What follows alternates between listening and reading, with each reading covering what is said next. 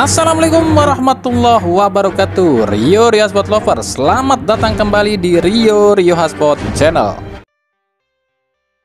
Kita awali dari timnas Indonesia. Akhirnya terungkap sudah ya kenapa Martin Paes ini dipersulit proses administrasinya di FIFA ya. Seperti yang kami bilang, KNVB alias Federasi Sepak Bolanya Belanda ini ingin mengambil kembali Martin Paes ke timnas Belanda. Penampilan gemilang Paes ini justru dibilangnya lebih bagus ya ketimbang kiper utama timnas Belanda saat ini Bart van Bergen ya. Maka KNVB pun masih mengsengketakan soal posisi Martin Paes yang udah main di timnas Belanda di umur 22 tahun.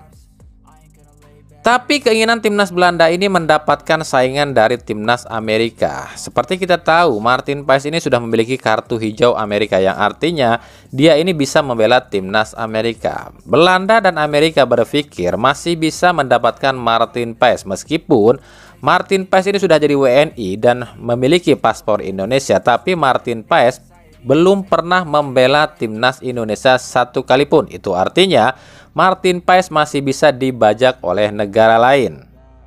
Beda cerita kalau misalnya Martin Paes ini udah pernah ngebela timnas Indonesia, makanya untuk Belanda dan Amerika ya udah nggak bisa lagi deh ngambil Martin Paes. Makanya berat cuy, lawannya negara punya duit semua, Amerika sama Belanda.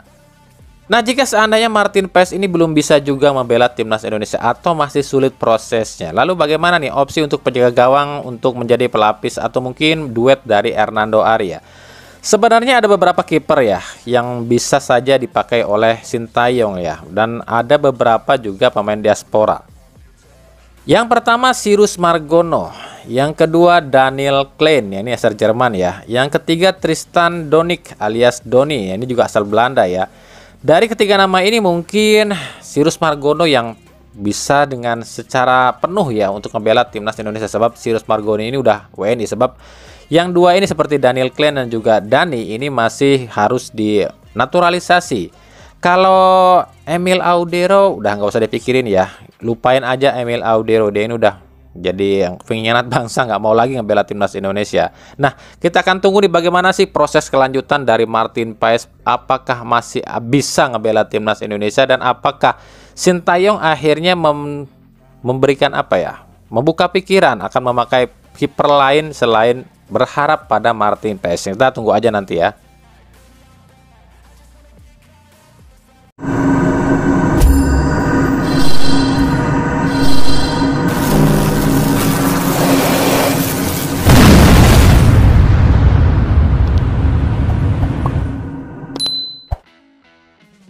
Sementara dari timnas U19, Indra Syafri resmi merilis pemain-pemain yang akan dipakai di ajang AFF U19.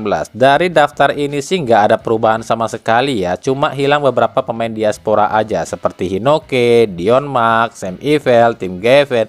Nah, kemarin ketika PSSI atau Timnas Indonesia merilis nama-nama ini, di kolom komentar masih banyak aja yang berkomentar nanyain soal kemana para pemain diaspora, khususnya Hinoke. Apa artinya? Ini fakta lo ya. Kebanyakan netizen kita yang ngakunya suka bola ini, mereka sama sekali nggak paham sepak bola lo ya. Mereka ini suka bola cuma karena nonton bola atau ikut-ikutan temennya, atau mungkin biar nggak dianggap gaptek, nggak tahu bola kali ya, atau nggak gaul lu nggak tahu bola. Sebab ya pertanyaan seperti ini tuh pertanyaan benar-benar bocil buat kami. Hinoke, Sam Ivel, Tim Geven, dan Dion Mack, mereka ini kan pemain diaspora alias pemain keturunan ya, otomatis kalau mau main di timnas Indonesia di level resmi ya harus dinaturalisasi dulu, minimal diambil sumpah dulu. Beda cerita dengan Jens Reven yang memang udah ambil sumpah. Lalu juga ada yang komentar, lah kemarin di Thailand Cup kok bisa dipainin, kenapa sekarang di AFF nggak bisa? Itu beda cerita. Thailand Cup itu bukan ajang resmi, cuma ajang apa ya, turnamen biasa lah itu sih, bukan turnamen FIFA atau turnamen resmi. Lagian ya untuk Hinoke, Dion Mack, dan Sam Ivel ini kan mereka udah masuk ke timnas senior, jadi mereka walaupun nantinya diambil sumpah itu cuma akan main di timnas senior. Tapi entahlah, kami pun kalau ngelihat draft para pemain timnas U19 ini jujur nggak bisa berharap lebih sih. Karena apa ya? Mungkin memang beda ya, beda tensinya antara AFF dengan Toulon Cup. Beda lawan juga. Kemarin di Toulon Cup lawannya juga kelas-kelas dunia semua ya. Sementara ini kan AFF. Banyak yang meragukan atau sanksi ya dengan kiprah Indra Syafri bersama pasukannya kalau melihat skuad atau susunan skuadnya seperti ini. Tapi ya, kita nggak boleh pesimis dulu. Kita tetap dukung timnas U19 untuk berjuang di ajang AFF meskipun ini cuma Piala Ciki. Tapi lumayan lah. Ajang ini bisa untuk dijadikan apa ya, pelajaran ataupun sebagai uji tanding ya. Bagaimana sih kekuatan timnas U19 diasuh oleh Indra Syafri. Nah, kita akan lihat nanti ya.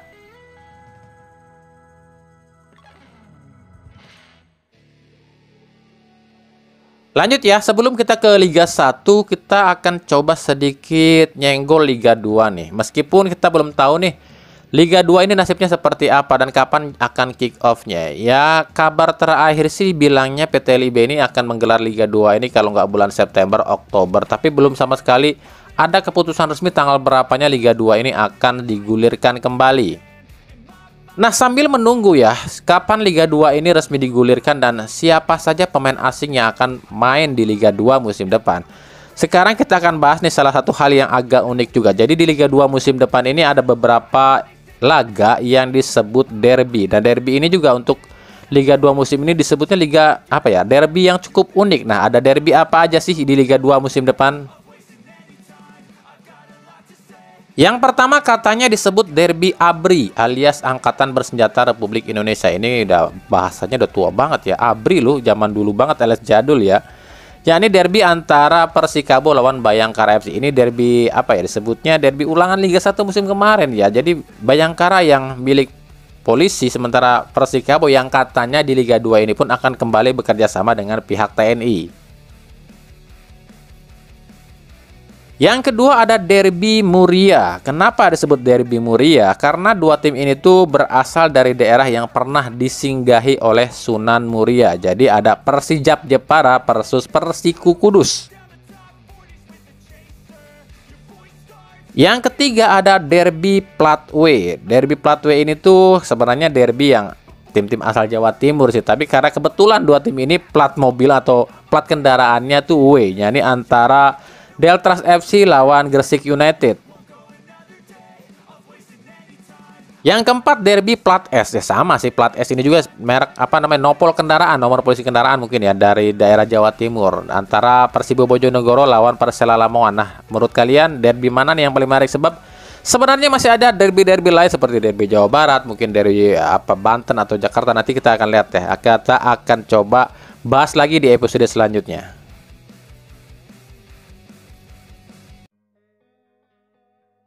Kita ke Liga 1 ya. Persija Jakarta katanya akan lakukan uji coba dengan salah satu tim La Liga Spanyol. Katanya sih Atletico Madrid nih. Kabar ini tuh sudah banyak beredar di dunia maya.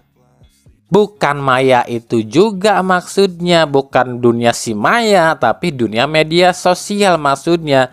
Tapi ini baru sekedar rumor loh ya, belum ada statement resmi apapun dari pihak Persija. Apakah benar rumor ini? Jika benar ya, kita akan tunggu juga nih pemain-pemain Atletico Madrid ini yang akan main ini lapis pertama atau cuma lapis kedua. Di sisi lain, Persija pun resmi melepas Frankie Misa ya. Udah tahu dong kemana si Frankie ini, tentu saja ke Sarip FC Bayangkara FC. Karena kan si Frankie ini polisi. Sama juga nantinya Persib akan melepas Kakang Rudianto juga ke Bayangkara FC.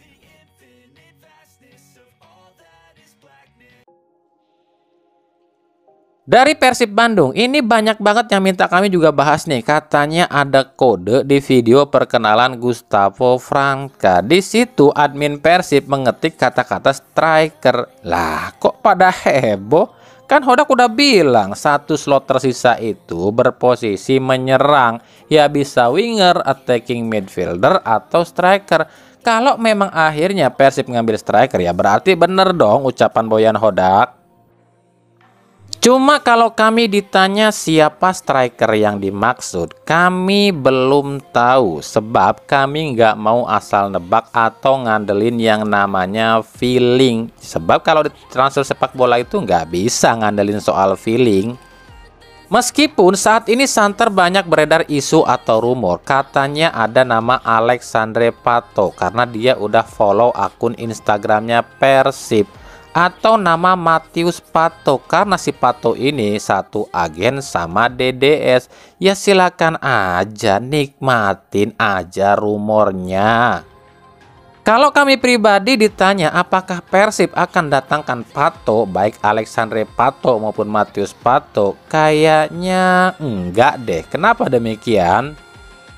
Yang pertama, Alexandre Pato emang bebas transfer, tapi harganya Pato ini cukup mahal, hampir 7 miliaran. Otomatis gajinya pun cukup tinggi.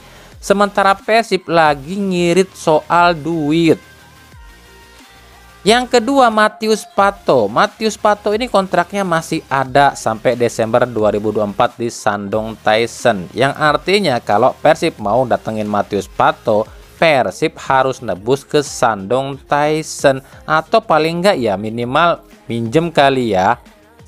Jadi ya kalau menurut kami memang agak sulit kalau Persib ngedapatin atau mungkin mengincar dua pemain ini. Tapi kan ini cuma analisa kami aja loh ya. Sebab kan yang tahu itu pihak klub Persib itu sendiri. Kami mah cuma mengandalkan analisa aja ya. Siapa tahu memang dua pemain ini tengah diincar oleh Persib loh ya. Kalau kami pribadi, feeling kami kenapa ya jatuhnya ke Chayon Ferreira. Kenapa Chayon Ferreira? Sebab dia ini selain lagi bebas transfer, Chayon Ferreira ini tuh pernah bersama Boyan Hodak di KL City. Tapi itu kan cuma feeling aja. Sepak bola nggak bisa ngandelin soal feeling. Kalau pendapat kami pribadi, yang kalian sebut kode di video perkenalannya Gustavo Franca, kan ada Dimas Drajat. Dia kan striker. Ya mungkin aja adminnya Persib ini udah ngasih kode bahwa yang akan selanjutnya diresmikan atau diwilujeng sumpingkan dia itu striker ya, Dimas Drajat. Kan masuk akal kalau itu. Nah kalau misalnya satu slot lagi ini dari negara Eropa ya, kemungkinan antara Kroasia atau Portugal. Mungkin ada Hugo Firmino asal Portugal, ada Tomane juga asal Portugal juga, atau mungkin Rui Gomez kali ya. Kenapa Rui Gomez? Karena dia ini adalah satu klub nih sama Gustavo Franca dan Leo Navacio, kipernya Persik Kediri. Ya lihat aja nanti deh kalau soal ini.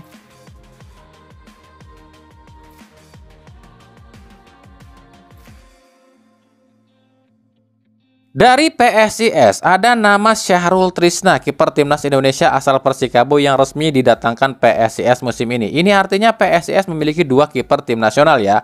Lucunya kiper-kiper ini harus dimainin lu ya di Liga 1 sebab ada aturan. Liga 1 2024-2025 seperti yang dibilang Erick Thohir, tiap klub wajib memainkan seluruh pemain timnas Indonesia. Nah lo repot nggak tuh mainin dua kiper gantian? Juga di Liga 1 juga ada 8 pemain asing, yang 6 di lapangan, yang 2 itu menjadi cadangan, ditambah lagi kewajiban memainkan seluruh pemain tim nasional yang ada di klub masing-masing.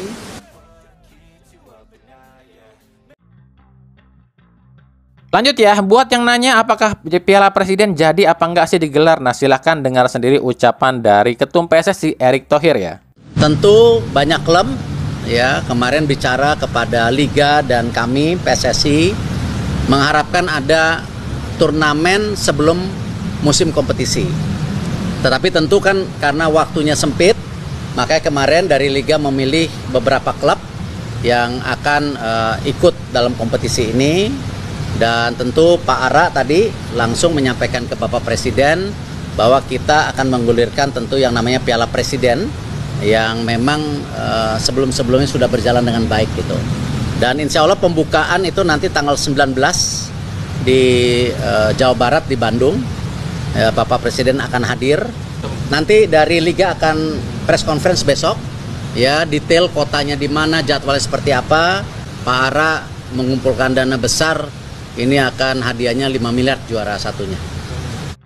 Udah jelas ya, menurut Erick Thohir jadi digelar tanggal 19 Juli ya. Dan cuma diikutin 8 klub aja, meskipun kami belum tahu ya 8 klub ini klub mana aja nih. Dan katanya ini akan digelarnya di Bandung ya, entah di Bandung doang atau 2 tempat. Kalau perkiraan kami sih seperti kemarin ya, 2 tempat antara Bandung dan Bali. Dan hadiahnya juga naik-naik loh ini. Jadi 5M loh hadiahnya. Pantesan aja banyak tim yang ngotot nih pengen ikutan atau pengen digelar nih Piala Presiden. Ini cuma permasalahannya tim-tim yang gak diundang atau gak ikut. Aduh nyesek nggak tuh? Untuk pesertanya sendiri, ini kami belum dapatkan info resmi dari pihak PT LIB ya. Masih simpang siur sampai sekarang. Apakah yang ikut ini cuma peringkat 1 sampai 8 klasemen akhir musim kemarin, ataukah klub-klub yang cuma punya lisensi aja? Nah, kita akan tunggu aja ya pengumuman resminya dari pihak PT LIB.